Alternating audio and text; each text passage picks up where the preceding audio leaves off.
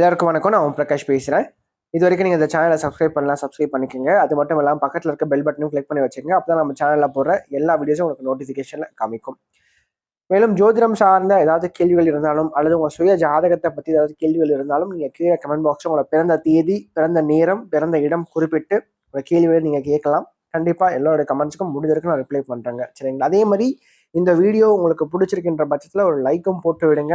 நிறைய லைக்ஸ் வரதான் இன்னும் மேற்கொண்டு வீடியோஸ் நிறைய போடணுன்ற ஒரு தூண்டுதல் எனக்கும் வரும். சரிங்களா? முடிஞ்சிருக்கும் இந்த வீடியோ பார்க்குறவங்க ஒரு லைக்கை போட்டுட்டு கமெண்ட்டை போட்டுட்டு உங்களோட வீடியோ நீங்கள் பார்க்க ஆரம்பிங்க. சரி, வாங்க இப்போ வீடியோக்குள்ளே போகலாம்.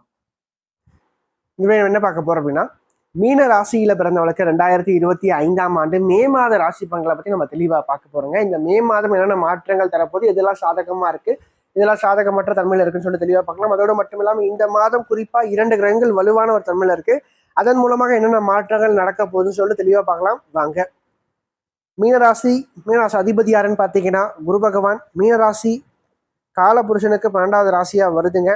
நட்சத்திரங்களை பொறுத்த வரைக்கும் மீனத்தில் பூரட்டாதி 4ஆம் பாதமும், உத்திரட்டாதி முதல் 4 அட்சர பாதங்களையும், ரேவதி முதல் 4 அட்சர பாதங்களையும் கொண்டுள்ள ஒரு ராசி தாங்க இந்த மீனராசி. மீனராசிக்காரங்களை பொறுத்த வரைக்கும் கடந்த ஒரு ஓராண்டாவே பார்த்தீங்கன்னா குரு ராசிநாதன் சொல்லக்கூடிய குரு பகவான் ராசிக்கு 3ஆம் இடத்துல மறைவு பெற்ற தன்மையில பலமிழந்த தன்மையில தான் இருந்தார். சரிங்களா? அதே போல ராசிக்கு 2ல சூரியன் உச்சம் பெற்ற தன்மையில இருந்தார்.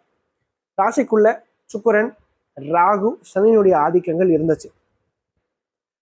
பேச்சுல கனிவு சார்ந்த விஷயங்கள் அல்லது வந்து பார்த்தீங்கன்னா பேச்சு சார்ந்த விஷயங்களால நிறைய பிரச்சனைகளையும் நிறைய இழப்புகளையும் பார்த்துருப்பீங்க. குறிப்பாக குடும்ப வாழ்க்கையில சண்டைகள், கருத்து வேறுபாடுகள் சார்ந்த விஷயங்கள் சற்று அதிகமாகவே இருந்திருக்கும். ஏன்னா 6ஆம் அதிபதி 2ல உட்காந்து உச்சமானதுனால குடும்ப வாழ்க்கை நிறைய மீனராசிக்காரர்களுக்கு பிரச்சனையாக தான் இருந்திருக்கும். திருமண வாழ்க்கையில பிரச்சனை, கணவன் மனைவிக்குள்ள ஒரு ஒற்றுமை இல்லாத தன்மை, நிறைய செலவுகள், வீண் விரயங்கள் அதிகமாக இருந்திருக்கும். ஒரு மாதிரி ஸ்ட்ரெஸ்ஸோடைய லைஃப் வந்து போயிருக்கும். ஒரு பிரச்சனை முடிஞ்சா அடுத்து இன்னொரு பிரச்சனை, அடுத்து இன்னொரு பிரச்சனை சொல்லிட்டு பிரச்சனைன்னு சொல்லிட்டு பிரச்சனைக்கு அடுத்து இன்னொரு பிரச்சனை வந்துட்டே இருந்திருக்கும். குறிப்பா குடும்ப வாழ்க்கையில அது இல்லாம வேலை ரீதியாகவும் சரிங்க, தொழில் ரீதியாகவும் சரிங்க, பேச்சின் மூலமாக தான் பிரச்சனையே வந்திருக்கும் நிறைய இடத்துல. ஏன்னா உங்ககிட்ட பேச்சு சரி கிடையாது இந்த காலகட்டத்தை பொறுத்த வரைக்கும். சரிங்களா? ஏன்னா 2ல 6ஆம் அதிபதி உச்சமாகும் போது பிரச்சனை, அதாவது உங்க வாயிலிருந்து வர வார்த்தைகளாலதான் எல்லா பிரச்சனையுமே ஆரம்பிக்கும். அதனால இந்த மே மாதத்துடைய முதல் பகுதி வரைக்கும் ராசிக்கு 2ஆம் இடத்துல தான் சூரியன் இருக்க போறார். இப்போ முடிஞ்ச வரைக்கும் பார்த்தீங்கன்னா பேச்சை குறைச்சிக்குங்க.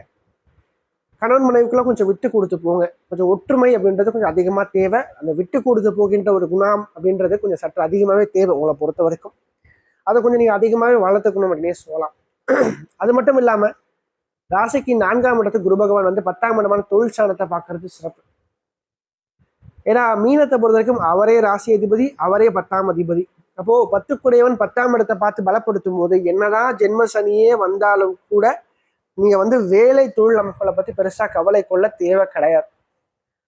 வேலையில ஒரு சில அலைச்சல்கள் இருக்கும், இல்லைன்னு சொல்லல. ஆனா வேலை இழப்பு ஏற்படாது. சரிங்களா? அதை நான் உறுதியா சொல்லுவேன். 2வது வந்து பாத்தீங்கன்னா இந்த காலகட்டங்கள்ல தொழில் ரீதியாக நீங்க எந்த அளவுக்கு உழைக்கிறீங்களோ அந்த அளவுக்கு வருமானத்தையும் லாபத்தையும் பார்க்க முடியும். சும்மா ஏனோ தானோன்னு சொல்லிட்டு கண்ணை மூடிட்டு வந்து காசு வந்துடாது. சரிங்களா?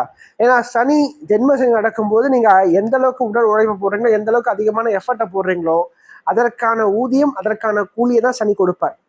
பொதுவாகவே வந்து பார்த்தீங்கன்னா சனி வந்து அதிகமான உடல் உழைப்பை தருகின்ற கிரகம்.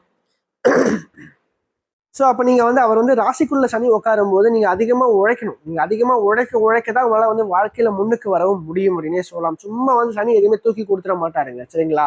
அதே மாதிரி ராசிக்கு 12ஆம் இடத்துக்கு ராகு வந்து இந்த ராகு குரூப்பால இருக்கிறதுனால ராகு ரொம்ப வலுவையான திறமையில இருக்கிறார். கண்டிப்பாக பயணங்களால் சற்று ஆதாயங்களை தேடிக்கொள்வீங்க. நல்ல நண்பர்கள் கிடைப்பாங்க. நண்பர்களால் நல்ல ஒரு சில மாற்றங்கள், ஒரு சில ஏற்றங்கள் வாழ்க்கையில கிடைக்கும். அது மட்டும் இல்லாம குடும்பத்துக்கு அதிகமான முக்கியத்துவத்தை கொடுக்க ஆரம்பிப்பீங்க. குடும்பத்தை பற்றி அதிகமான ஒரு புரிதல் தற்போது உங்களுக்கு கிடைக்கும். குறிப்பா கடந்த கால வாழ்க்கையில யாருக்கெல்லாம் வந்து அந்த ஃபேமிலி லைஃப்ல ஒரு அட்டாச்மெண்ட் இல்லாம இருந்துச்சோ அவங்களுக்கு அந்த அட்டாச்மெண்ட் தற்போது வரும். குடும்பத்தை நீங்க வந்து அதிகமாக நேசிக்க ஆரம்பிப்பீங்க.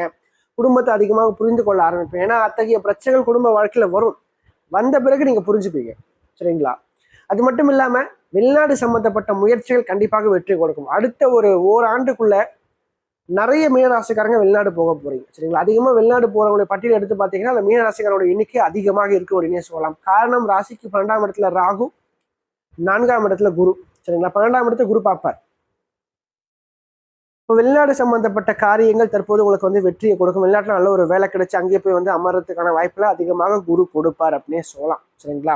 அது மட்டும் இல்லாமல் ஏற்றுமதி இறக்குமதி சம்பந்தப்பட்ட வேலைகள் சம்பந்தப்பட்ட பிஸ்னஸ் சார்ந்த விஷயங்கள் சிறப்பாகவே இருக்கும் அப்படின்னே சொல்லலாம். சரிங்களா? அதுக்கடுத்து வந்து பார்த்தீங்கன்னா தூக்கமின்மை சம்பந்தப்பட்ட பிரச்சனைகள் கண்டிப்பாக சரியாகும்.